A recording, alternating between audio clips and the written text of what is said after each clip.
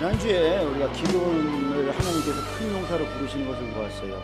기도원에게 하나님께서 나타나셔서 뭐라고 하셨어요? 큰 용사여 라고 하셨죠. 기도원이 큰 용사가 될 자격이 있었어요?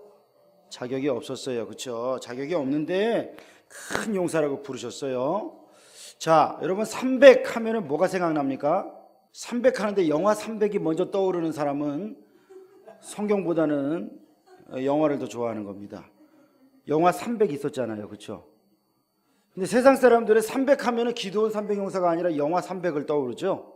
그 영화가 나오게 된 배경이 뭐예요? 기원전 5세기경에 스파르타의 최정예 용사 300명이 테르모필레라고 하는 협곡에서 페르시아 100만 대군이랑 싸웠대요. 그 그리스 본토로 진입을 하려고 하면 그 협곡을 지나가야 되는데 그 협곡 입구를 막고 거기서 영웅적인 전투를 했다 이거예요. 그런데 배신자의 길 안내로 앞뒤에서 공격을 받은 이 300명이 전멸을 당하고, 그리고 이제 그리스의 본토까지 페르시아 군이 진격을 했는데 나중에 살라미스 해전에서 또 페르시아가 또 져요. 그러니까 이제 1차 전쟁은 마라톤 전쟁이 있었고 2차, 3차 이러면서 계속해서 그리스가 이 페르시아의 엄청난 대군을 이겼다, 이 이야기예요. 그런데 여러분 여기 보면은 이 영화를 보면 스파르타 전사들이 몸이 어때요? 배 나온 사람이 있었어요?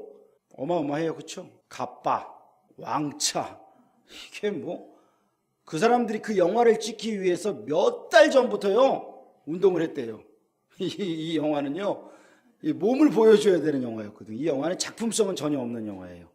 그냥 오직 잔인하게 멋있게 이거 보여주려고 만든 영화였는데, 이 사람들이 온몸을 근육으로 덮고 또 휘두르는 칼과 창에 적군이 추풍 낙엽처럼 떨어져 나가고 그랬는데, 스파르타의 이 용맹함은요 어릴 적부터 교육되어졌습니다. 여러분, 그래서 우리가 왜 스파르타 기숙학원 있죠? 애들 거기 보내면 어떻게 돼요? 요즘에 뭐 스카이 캐슬이라고 드라마 하죠. 애들 막 두드려 패고 막 그래가지고 좋은 대학 보내면 뭐예요? 그때부터는 뭐 그냥 지 맘대로 사는데. 근데 스파르타가 그랬대요. 스파르타는 교육을 훈련이라 그랬대요. 스파르타에서는 교육이라는 게 아니라 훈련이에요. 훈련. 만 6세부터 6년간은 기초적인 교육을 받는데 이게 파이디온이에요. 우리가 왜 파이디온 있죠? 이게 그리스어로 파이디온, 어린이라고 하는 거예요. 어린이. 이 훈련을 받는데 13세부터 본격적인 훈련을 받아요. 이때가 청소년이라는 말이 나와요. 근데 이 시기부터 6년간은 머리를 짧게 잘라야 돼요. 우리나라랑 똑같은 것 같아요. 머리를 짧게 자르고 신발도 신지 못하고 단 한 겹의 옷만으로 사계절을 견뎌내어야 했어요. 잠자리는 에우로타스 강변에서 손으로 직접 뜯은 골풀로 마련해야 했고, 밥도 조금밖에 안 줘요. 많지 않은 식사량을 보충하기 위해서 먹을 것을 훔쳐야만 했어요. 붙잡히면 심하게 얻어맞는 거예요. 훔치는 것이 나쁜 것이라고 도덕적인 벌을 내리는 게 아니에요. 붙잡혔다고 두드려 맞는 거예요. 이게 스파르타였어요. 19살 때부터 이제 청년이 됩니다. 그래서 전투에 나가는 거예요. 소대장이 되는 거예요. 여러분, 우리나라가요 이게 쭉 지나가는 게 누구 닮은 것 같아요? 스파르타 제도잖아요. 그렇죠? 스파르타 제도예요. 6살까지, 그러니까 만 6세니까 7살 때부터 교육하고 13세까지 초등학교, 또 청소년기, 청년기, 19살 때부터 우리 군대 가잖아요. 이제 똑같죠? 그리고 24살 때부터 정식 전사가 돼요. 30살이 되면 시민권을 획득하고 군대에서 나와서 자유롭게 살 수가 있어요. 그러니까 스파르타는요 나라 전체가 전쟁을 위한 국가였어요. 전쟁을 대비하는 훈련이었어요. 그러니까 전쟁터에서 그런 영웅적인 주역들이 나올 수가 있었던 거죠. 어릴 적부터 스파르타의 남자들이요 전사로 길러지는 겁니다. 그런데 영화 300보다 500년도 더 전에 이 사사기가 진행이 되어요. 하나님께서 큰 용사라고 부르신 기드온과 300 용사가 스파르타 이전에 있었던 이야기예요. 이게 원조 300이에요. 원조 300. 여러분 요즘에 뭐 족발집, 순대국밥, 뭐 감자탕집 다 자기가 원조라 그러잖아요. 진짜 원조는 어디에 있다? 성경에 있더라. 성경이 진짜 원조더라. 근데 여러분 생각해 보세요. 300용사가 진짜 용사였어요? 용사? 하나님께서 보고선 건강한 놈, 날랜 놈, 무술 잘하는 놈 뽑았어요? 그거 아니잖아요. 기드온이 밀타작하던 포도주 틀을요, 여러분 보면요, 바위를 깊게 땅 밑으로 팝니다. 땅 속으로 들어가는 거예요. 그리고 구멍을 뚫어요. 그래서 거기서 포도를 막 으깨요. 짓밟아요. 그럼 이 포도주가요, 밑으로 즙이 내려가요. 그럼 밑에서 밟게 되어 있어요. 옆으로 가든지 밑으로 가든지 밟게 되어 있어요. 그래서 막 밟아요, 사람들이. 이게 포도주 틀이에요. 그런데 그 바위 속, 땅 속으로 들어가서 거기서 뭐 하고 있었다고요? 밀타작 몰래, 저 밑에서 보면 안 되니까 그 몰래 숨어가지고 하고 있었던 사람. 그러니까 기드온이 용맹한 사람이었어요? 겁이 많았어요. 다 뺏길까봐 두려웠어요. 그리고 기드온이요, 농부였잖아요. 불평도 많았고 원망도 많았고, 아버지가 우상 숭배하는 집안의 아들이었잖아요. 의심 많은 사람이었잖아요. 그런데 하나님이 기드온을 큰 용사로 부르셨어요. 제가 지난 주일에 이야기했죠. 하나님이 큰 용사라고 하면 큰 용사다. 그러니까 누가 법이라고요? 하나님의 법이라고요. 하나님이 함께 하시니 큰 용사고, 하나님이 능력 주시니 큰 용사다. 할렐루야. 그래서 큰 용사가 되는 거예요. 그런데 큰 용사가 집안에서 만들어집니까? 여러분, 우리 자녀들이 막 집에서 막 떠들고 막 노래 부르고 그러는데 밖에 나가서 해보라 그러면 막 안 한다 그러고 빼고 도망가고. 여러분 어때요? 집안에서 큰 용사가 되는 게 아니더라고요. 그렇죠? 큰 용사가 여러분 세상으로 나아가 하나님의 영광을 높여야 됩니다. 우리가 교회에서만 큰 용사 되어서는 안 돼요. 부부 싸움할 때 큰 용사 되어서는 안 돼요. 그렇죠? 하나님이 큰 용사로 부르셨으면 세상에 나가서 하나님의 영광을 위하여 큰 용사로 쓰임받는 저와 여러분, 우리 교회 되기를 축원합니다. 하나님께서 세상에서 큰 용사가 되라고 하시는 거예요. 그러기 위해서 어떻게 해야 되느냐? 첫 번째, 저를 따라갑시다. 내 안에 우상을 부수자. 네, 미디안의 대군을 부수기에 앞서서 하나님께서는 너 안에 있는 우상 숭배, 기드온의 집안이 또 바알과 아세라 상을 숭배하는 그런 동네에 신당 노릇을 하는 집안이었어요. 아버지가 그거 지키는 사람이에요. 밖에 있는 미디안을 쳐부수기 전에 너희 안에 있는 우상을 쳐부숴라. 여러분, 우리 집안에 불상 있는 사람 없잖아요. 집안에 장롱문 열면은 금불상이 딱 버티고 있고 매일 이러다가 주일날 교회 오는 사람 없잖아요. 집에 부적 붙여놓은 사람 없잖아요. 그러니까 우리는 눈에 보이는 우상은 없어요. 그런데 여러분, 이 시대의 우상 숭배가 뭐예요? 하나님 외에 내가 온 마음을 두고 사랑하는 그게 우상이라고 이야기해요. 여러분이 하루를 살 때 내가 늘 기뻐하는 건 뭐예요? 어떤 애들, 초등학교 애들은 게임이 그냥 온통 머릿속에, 지금도 여기 안 가봐도 뻔해요. 핸드폰 가지고 아침부터 이제 다 몰려 있어 보면. 하지 마라 그런다고 안 되기 때문에 내비두는 거예요. 딴 때 평일은 시간을 딱딱 정해줘야 돼. 그런데 온통 그게 머릿속에 있잖아요. 심지어는 예배 시간에도 꺼내서 보는 애 있어. 밥 먹을 때도 그냥 몰래 봐, 몰래. 왜요? 얘가 지금 자기에게 있어서 제일 기쁨을 주는 거예요. 여러분, 아브라함에게 있어서 우상은 뭐였어요? 아들 이삭이 우상이었습니다. 하나님이 그걸 보신 거예요. 100세에 낳았으니까 눈에 넣어도 안 아프니까. 하나님 이삭을 바치라고 하십니다. 여러분, 우리에게 하나님께서 자녀를 제물로 바치라고 하십니까? 하셔요? 네, 바치라고 하세요. 뭐로요? 온전히 바치래요.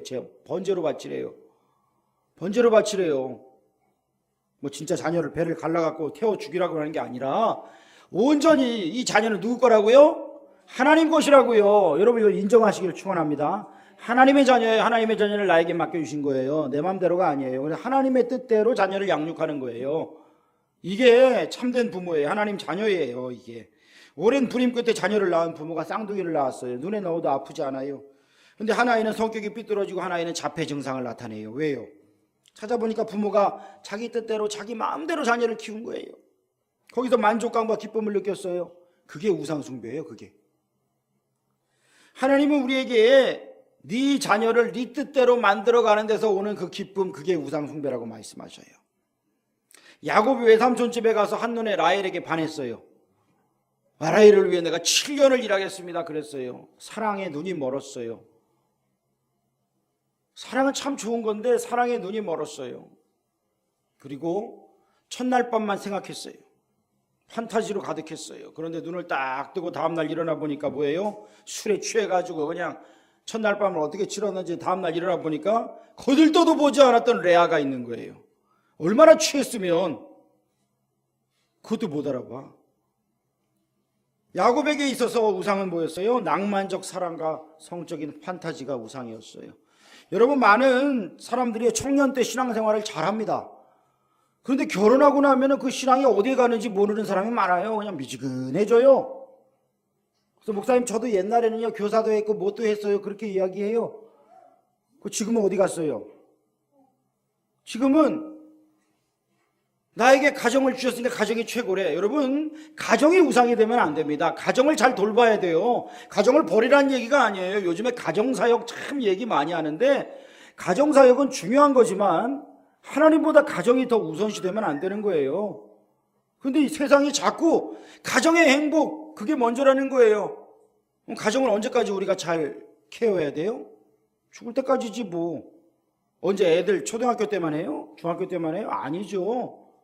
가정은 중요한 거예요. 그런데 가정 하다가 하나님 사명 감당하지 못하면 가정이 우상이 되는 거죠. 삭개오가 세리장이었습니다. 부자였습니다.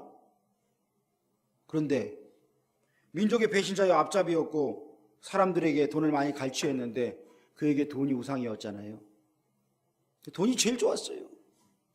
근데 예수님 만나고 나니까 어떻게 돼요? 내가 너에게 토색한 일이 있으면 4배나 갚겠나이다. 토색한 일이 많았지 뭐. 갈취한 게 많았지. 갚겠다 이거예요. 우상을 부숴버리는 거예요. 느부갓네살 왕이 세계를 제패했어요. 교만해갖고 자기의 이름을 높였어요.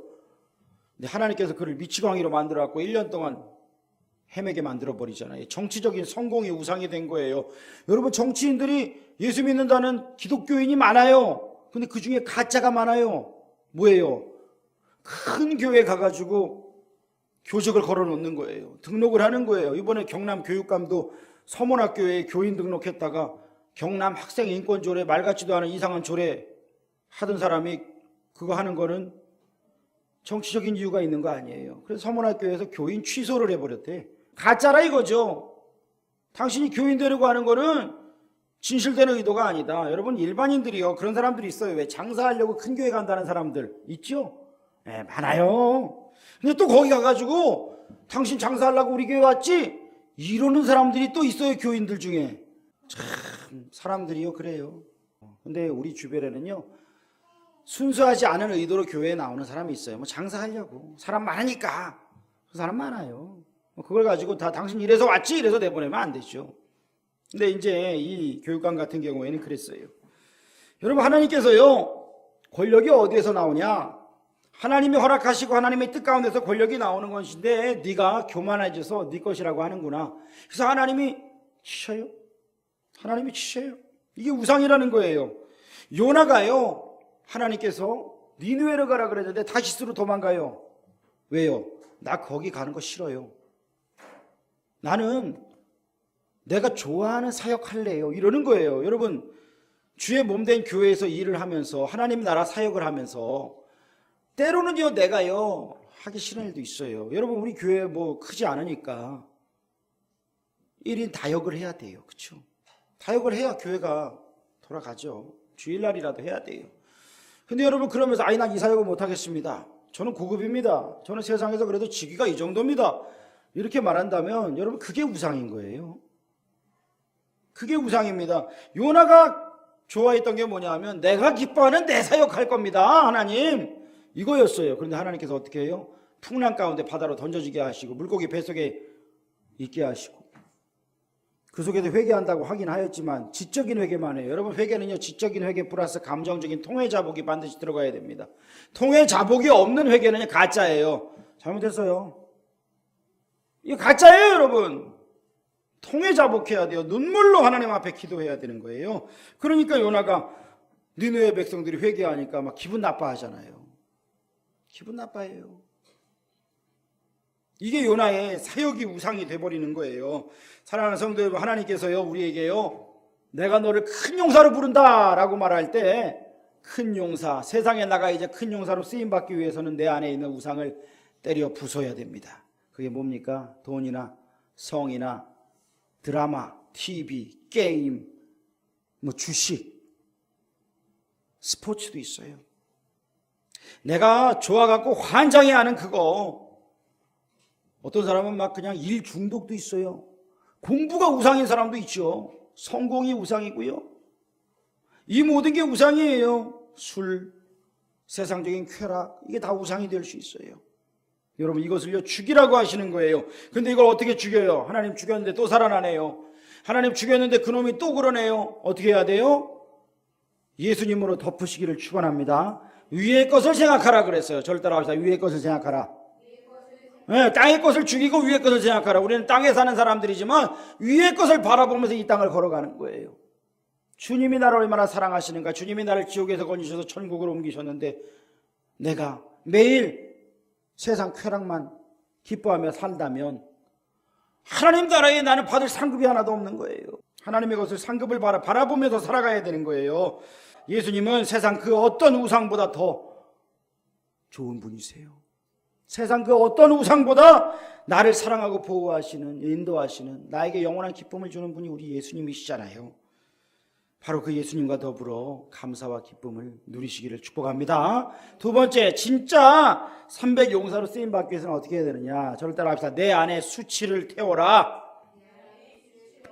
예, 우상을 부수고 수치를 태우라고 말씀하셔요. 기드온이 우상을 때려 부순 다음에 하나님께 제사를 드렸습니다. 그런데 제물이 뭐예요? 자기 집에 7년 된 두 번째 수소래요. 7년 된 두 번째 수소. 여러분, 미디안으로부터 압제받은 해가 7년이 됐어요. 그러니까 이 수소는 어떤 수소예요? 미디안이 지배하고 나서부터, 그때 미디안이 지배할 그때 태어난 수소예요. 그러니까 이 수소 안 뺏기려고요 아둥바둥한 거예요. 애지중지한 거예요. 이거 뺏기면 안 되는데. 이 소 키우면서 얼마나 마음속에 수치심이 들었겠어요. 두려워했겠어요. 근데 바로 그 수소, 이 수소를 지키기 위해서 지금까지 이 고난과 압제 가운데 살아갔는데, 너희가 섬기던 그 우상 바알과 아세라를 장작 삼아가지고 이 수소를 제물로 하나님 앞에 드려라. 그럼 여러분, 과거에 무당이었고 우상 숭배했던 사람들이 예수님 믿었어요. 그러면 그 다음에 뭐 합니까? 금붙이 불상 있어요. 탱화 있고요, 서적들 있고요, 막 이 도구들 있어요. 이거 되게 비싼 것들이에요, 다. 여러분, 이거 예수 믿고 중고로 파는 사람 있을까요, 없을까요? 그 사람은 가짜로 예수 믿은 거예요. 중고로 파는 사람은요.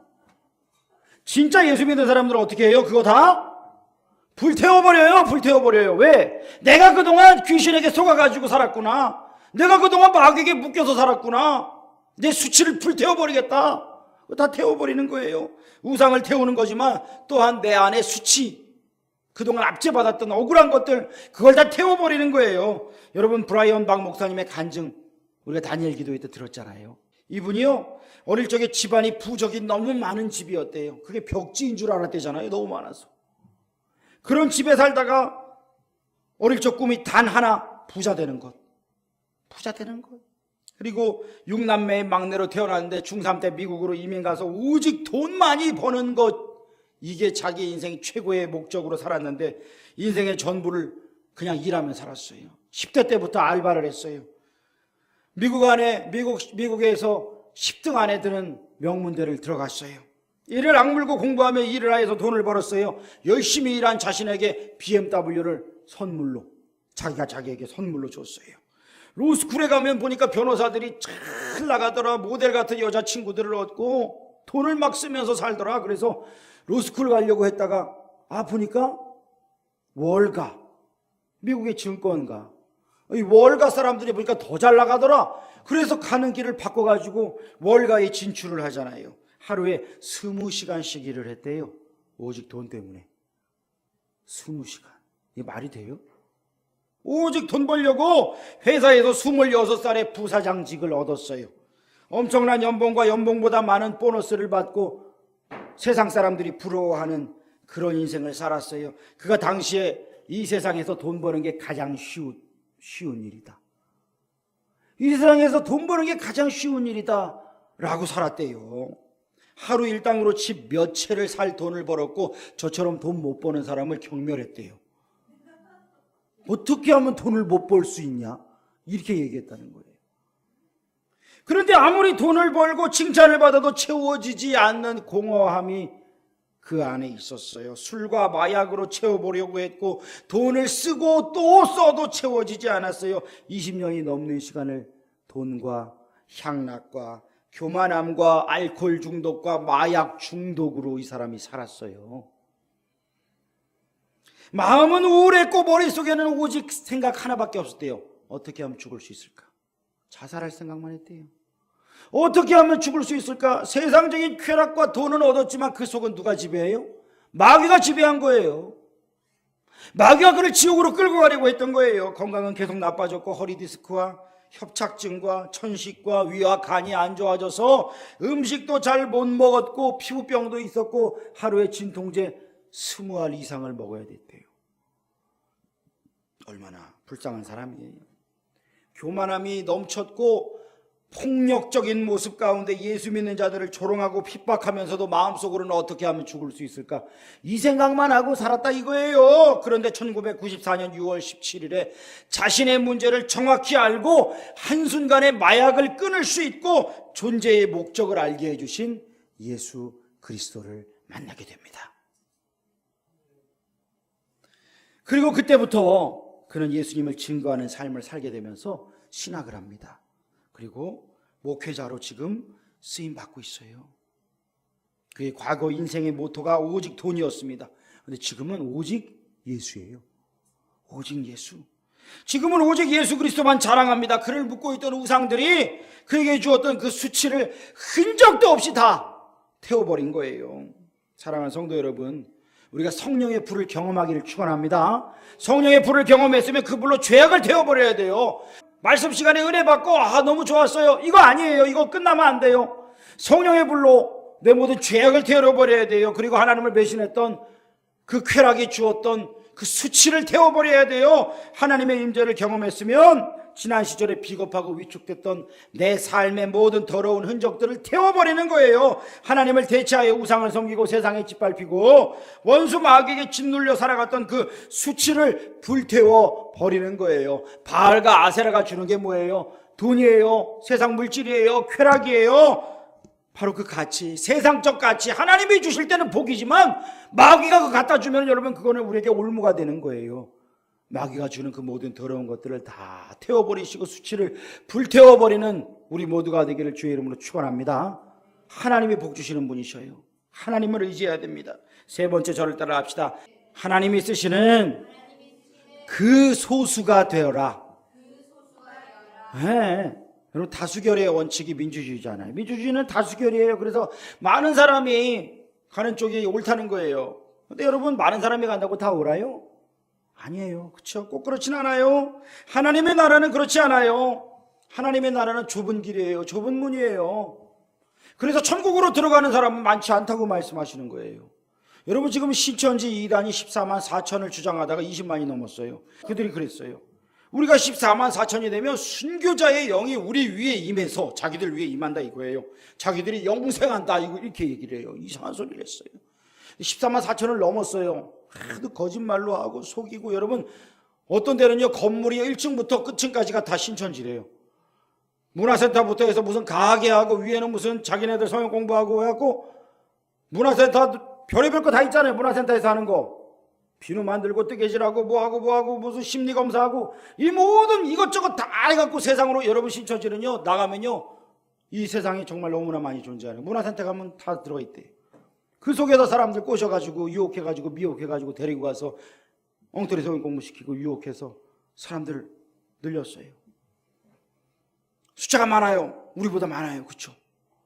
그래서 거기가 진리예요? 지옥이에요. 지옥. 만이교예요. 만이교. 이만희. 옛날에 중세에 만이교라고 있었잖아. 만이교. 지금 딱 만이교가 거기에요. 만이교. 사람들의 영혼을 도둑질하는 사이비 이단 그 단체예요. 이번에 보니까요 신천지에서는 그렇게 하더라고요. 1년 동안 전도 못한 사람들 한 명도 못한 사람들 벌금이 100만 원이래요. 벌금이 100만 원. 그리고 10만 원을 더 내래요. 10만 원 낸 것 가지고 전도한 사람들 1등, 2등, 3등한테 상금을 줄 거니까 100만 원을 벌금이고 10만 원은 그 사람들 줘야 되니까 10만 원씩 내라 그런데요. 110만 원을 내야 돼요. 전도를 한 명도 못한 사람들은. 여러분 얼마나 좋아요. 우리 교회 다니는 게. 주여. 심지어 이런 글도 써 있더라고요. 신천지 이단들이요. 개척교회 목사님들 신천지에 들어와 복음방을 차리세요. 교회도 부흥되고 먹고 사는 걱정은 안 해요. 이런 글을 인터넷에 막 보면 올라가 있어요. 제가 보고 그걸 보고 기가 차더라고. 신천지가 이렇게 마귀짓을 하면서 조롱을 하는구나. 여러분 우리가요 수치를 당하면 안 돼요. 이단들에게, 마귀들에게, 악마들에게 수치당하는 인생 당하면 안 됩니다. 우리가 조롱당하는 인생 되면 안 되지 않아요? 하나님의 살아있는 복음을 우리가 믿는 자들이, 진리를 믿는 자들이 깨어서 하나님이 기뻐하시는 바로 그 소수가 되기를 주의 이름으로 축원합니다. 기드온이 군사를 모집했어요. 3만 2천 명이 모였어요. 미디안 군대는 몇 명이에요? 13만 5천이에요. 몇 대 1이에요? 4대 1이 넘어요. 이스라엘이요. 한 사람이 4명 이상을 죽여야 되는 거예요. 그래야 이기는 거예요. 나는 안 죽어야지 중요한 거. 나도 죽으면 뭐해? 다 죽어버리면. 그러니까 어떻게 해요? 하나님께서 보시고 너무 많다는 거예요. 아니 하나님 지금 숫자가 작은데요? 몇 명 안 되는 이것도 지금 4대 1로 우리가 지는데요? 하나님 어떻게 하셔요? 누구든지 두려워 떨리는 자는 집으로 돌아가라. 근데 몇 명이 돌아갔어요? 2만 2천 명이 돌아갔대요. 세상에. 하나님이 많다고 두려워 떠는 자는 돌려보내라 그러니까 가라 그런다고 진짜 가네? 아유 감사합니다. 저희 기회를 주셔서 감사합니다. 여러분 이 사람들 왜 왔어요? 기드온한테 잘 보이려고 온 거예요. 기드온이 부르니까 못 이기는 척하고 온 거예요. 여러분 교회에 보면요 목사님한테 잘 보이면 장땡인 줄 아는 분들이 있어요. 뭐 우리 교회는 그런 사람 없어. 잘 보이려고 안 해요 우리는. 큰 교회 가면요 그런 경우가 있어요. 담임 목사님이 주일 오후에 어디 출타하면 오후 예배 사람이 많이 빠져. 부목사님이 설교하면 집에 가. 담임 목사님이 설교 안 하고 부목사님이 설교하더라도 담임 목사님이 뒤에 있으면 예배 드려. 왜? 목사님 눈도장 찍으려고. 여러분 지금 3만 2천 명이 모였는데 2만 2천 명이 지금 뭐예요? 기드온 보고 온 거예요. 기드온 보고. 가라 그러니까 또 가네? 기드온이 가라 그랬어. 가요. 이 어리석은 사람들. 여러분 사람 보는 사람, 사람만 바라보고 신앙생활하는 사람 하나님이 쓰시지 않아요. 10,000명이 남았어요. 이들은 하나님이 나와 함께 하시니 두렵지 않다는 거예요. 두렵지 않다. 이들은 지도자를 뛰어넘어 하나님과의 관계 속에서 전쟁에 나갈 사람들이에요. 그런데 하나님 이 숫자도 많다고 하셔요. 테스트를 하십니다. 물을 마시게 해라. 그랬는데 엎드려가지고 그냥 막 머리 쳐박고 마시는 사람과 손에다가 물을 받아서 핥아 먹는 사람. 그러니까 이 사람들은 서서 먹는 거예요. 근데 하나님께서 여러분 이들을 뽑았어요. 누구를 뽑아요? 물을 엎드리지 않고 핥아 먹는 사람들을 뽑았어요. 아 그럼 우리는 물을 핥아 먹어야 되나요? 그 얘기가 아니잖아요. 뭐예요? 숫자가 적었다는 거예요. 이 사람들이 숫자가. 몇 명이었어요? 9,700대 300. 엎드려서 정신없이 물을 먹는 사람들은 9,700명이나 됐고 손에다가 받아가지고 물을 먹던 사람들은 300명이었더라. 여러분 두려워하지 않는 건 참 중요합니다. 여러분 저는 그렇게 생각해요. 300명을 뽑은 건 전적으로 숫자가 적었기 때문에 하나님이 뽑으셨지만 그러나 그 중에 하나님이 쓰실 자질을 보셨다고 그러면 단 하나예요. 그게 뭐예요? 조심성이에요. 조심성. 조심성이에요. 나는 두려워하지 않는다 그러면서 어떻게 해야 돼? 가갖고 막 미디안을 야습을 해야 되는데 막 떠들어. 지금 나팔을 불 타이밍이 아닌데 혼자 막 불어. 나팔을 막 불어. 지금 항아리를 깨면 안 되는데 막 혼자 깨. 나는 겁이 없다고. 조심성 없는 사람들 데리고 야습할 수 있어요? 다 죽는 거잖아요. 저는 그렇게 생각해요. 하나님께서 이들을 소수라고 뽑았지만 소수 중에서도 조심성 있는 사람들, 야습하기에 적합한 준비가 되어 있는 그 사람들을 뽑았구나. 그래요. 여러분 이 사람들이요 바로 그 소수였어요. 준비된 소수였어요. 하나님과의 관계가 참 중요한데 그 다음 뭐가 있어야 되냐 하면 하나님이 주시는 사명을 감당할 준비되어 있는 바로 그 사람이 필요합니다. 여러분, 사람만 본다든지 나는 하나님만 본다든지 여기서 머무르면 안 돼요. 하나님 나라 사명을 감당하는 그 준비된 사람이 되시기를 축원합니다. 거기까지 들어가야 되는 거예요. 여러분, 이들이 무기가 월등한 거 아니었어요. 전술이 탁월한 것도 아니었어요. 그들의 무기는 나팔과 항아리와 횃불이었어요. 그리고 하나님을 높이는 함성이었잖아요. 기드온이요, 영화 300의 스파르타가 아니었어요. 세상 전쟁과 다른 하나님 나라의 전쟁은요, 칼과 창과 방패의 승리가 아니에요. 영적 전쟁에서 우리가요, 나팔을 불듯이 하나님의 말씀을 붙들고 나가야 됩니다. 하나님의 말씀을 외치세요. 나에게 외치세요. 세상 가운데 외치세요. 항아리를 깨듯이요, 흙으로 지어지고 죄성으로 똘똘 뭉친 내 자아를 깨뜨려버려야 돼요. 항아리 속에서 횃불을 꺼내서 높이 드는 것처럼 성령의 불로 우리가 활활 타올라야 해요. 함성을 지르고 여호와의 칼이다 외쳤던 것처럼 하나님이 함께 하심을 선포하고 영적 전쟁에서 승리해야 하는 것입니다. 기도의 전쟁은요, 세상의 힘의 전쟁이 아니에요. 하나님을 높이는 전쟁인 거예요. 그때 하나님이 승리를 주셔요. 어제 스즈키컵 축구대회에서 베트남이 10년 만에 우승을 했어요. 여러분, 그 전에 스즈키컵이 뭔지 알았어요? 박항서 감독이 거기 가서 감독을 해가지고요, 16연속 경기 무패로 지금 계속 지금까지 달려왔고 우승까지 해가지고 이제 우리가 스즈키컵이 뭔지 알아요. 여러분, 스즈키컵이요, 일본의 스즈키라고 하는 기업이 아시죠? 그 기업이 후원을 해가지고 스폰을 해가지고 운영되는 동남아시아 축구 경기예요. 여러분, 동남아시아에서 월드컵 나갈 수 있어요? 못 나가요. 동남아시아에서 아시안 게임 하면 축구 상위권에 드는 나라 봤어요? 없어요. 그러니까 동남아시아 축구는요, 자기들만의 리그예요. 자기들만의. 유럽에 못 가요. 그러니까 우리나라보다도 실력은 안 돼요. 그런데 그 나라들 가운데서 박항서 감독이 거기 가서 그의 부임 이전과 이후가 완전히 달라져 버렸어요. 박항서 감독이요, 거기 가서 그들을 지도하니까 그들의 체력이 나아지고 그들의 기술이 나아지고 그들의 실력이 월등해졌어요. 그가 베트남에 있는 하노이에 있는 성결교회를 출석하고 있어요. 어제 우승했을 때 보니까 벤치에서 기도하더라고요. 하나님께 감사했겠죠. 그 부인은 권사님이에요. 베트남에도 그 부인이 가라 그랬어요. 한국에서 여기서 주저앉지 말고 가라고. 베트남으로 남편을 보낸 권사님이, 그 권사님이 큰 용사예요. 보내버렸어요. 그가 한국에서 서름 많이 당했잖아요. 여기선 성적이 별로 안 좋았다면서요. 축구협회의 냉대를 받았고요. 소속팀도 우승 공간은 거리가 멀었어요. 한국에서는 더 이상 그를 알아주고 불러주는 데가 없었어요. 그러다가 베트남에 도전했는데 그가 준비된 지도자였기 때문에 베트남에서 빛을 발했어요. 거기가 우리보다 밑에 리그고 우리보다 실력이 못하고 이게 아니에요. 3월인가요? 우리나라와 베트남 경기가 있대요. 경기가 바로 잡혔어요. 우리나라는 베트남에 지면 아주 이제 죽는 거예요. 베트남은 저도 본전이에요. 걔네들은요. 자기들의 위상이 그만큼 올라간 거예요.